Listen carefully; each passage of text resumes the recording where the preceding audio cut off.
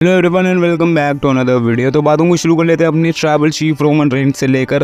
Roman ने अभी return किया एंड रोमन ने इतना प्रॉफिट जनरेट करके डब्ल्यूडब्ल्यू को दे दिया है कि भाई डब्ल्यूडब्ल्यू अब कम से कम 6 महीने वो प्रॉफिट को झेल सकती है। कि भाई रोमन समझ जाओ भाई मैं क्या कह रहा हूँ। रोमन आते ही भाई इतनी ज़्यादा प्रॉफिट को जनरेट कर दिया कि डब्ल्यूडब्ल्यू ने सोचा भी नहीं होगा एंड डब्ल्यूडब्ल्यू ने कभी सोचा भी नहीं होगा कि भाई रोमन ऐसा भी जनरेट करके देगा हमें कभी। तो भाई डब्ल्यूडब्ल्यू ने कस्टम टाइटल निकाला था रोमन के ऊपर एंड जैसे ही रोमन रिटर्न किया उन्होंने वहाँ पर कस्टम टाइटल रिलीज़ कर दिया शॉप के ऊपर एंड ये अब 24 घंटे के अंदर भाई सोल्ड आउट हो चुके हैं। जी हाँ, जितने भी टाइटल्स थे वो सब कुछ सोल्ड आउट हो चुके हैं। डब्ल्यूडब्ल्यू के जितने भी फैंस थे भाई सब ने कस्टम टाइटल को लिया है एंड $8 लाख जनरेट किए हैं। जी हाँ, $8 लाख जनरेट किए हैं डब्ल्यूडब्ल्यू ने इस टाइटल की तरफ से एंड पूरा भाई रोमन को भाई समझ जाओ भाई यार, मतलब के लिए कोई सुपरस्टार नहीं कर पाएगा एंड ना ही करा है।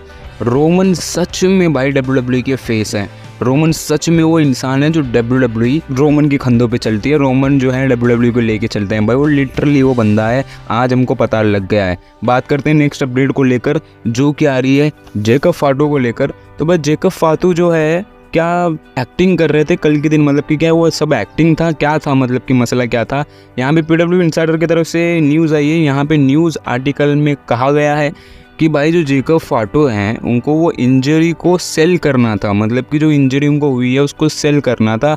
डब्ल्यूडब्ल्यू ने एक्चुअल में प्लान बनाए थे कि जब तू स्प्लैश लगाएगा तो ऐसी एक्टिंग करेगा कि तेरे पैर पे बहुत गंदी चोट लगी है एंड तू उठ नहीं पा रहा, क्योंकि अगर तू उठ नहीं पाएगा तभी रोमन आएगा। रोमन आके स्पेयर वगैरह लगा के चले जाएगा सोलो सिकोआ को। अगर समझ जाओ आप, ये बात में सेंस भी है, मैं आपको पूरा बताता हूँ। यहाँ पे कहते हैं कि तू सेल करेगा कि मतलब कि चोट असली है नकली है अब तक नहीं पता चला है, ये अब तक नहीं क्लैरिफाई हुआ है। बट डब्ल्यूडब्ल्यू ने यहाँ पे कहा था साफ साफ कि भाई अगर तू स्प्लैश लगाएगा तो तू एक्टिंग करेगा कि तेरे पैर पे कुछ चोट लगी है एंड तो अपने पैर को हाईलाइट करेगा, चाहे कोई भी पैर हो तो उसको हाईलाइट करेगा।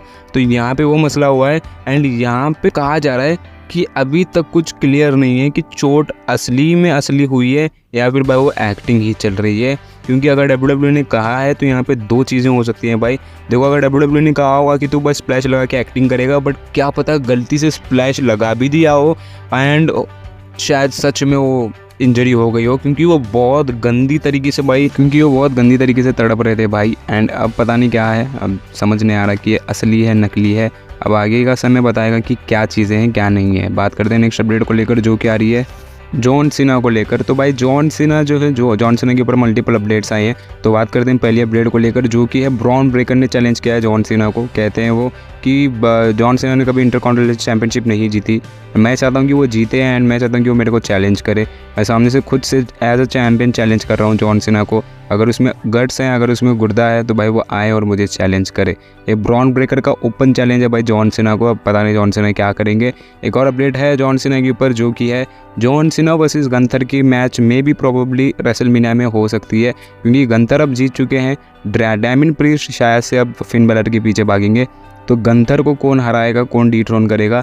एंड वैसे में अपडेट भी आई थी कि जॉन सीना में भी 17 टाइम चैंपियन बन के जा सकते हैं। 17 टाइम चैंपियन बनने के लिए भाई उनको किसी चैंपियन को हराना पड़ेगा।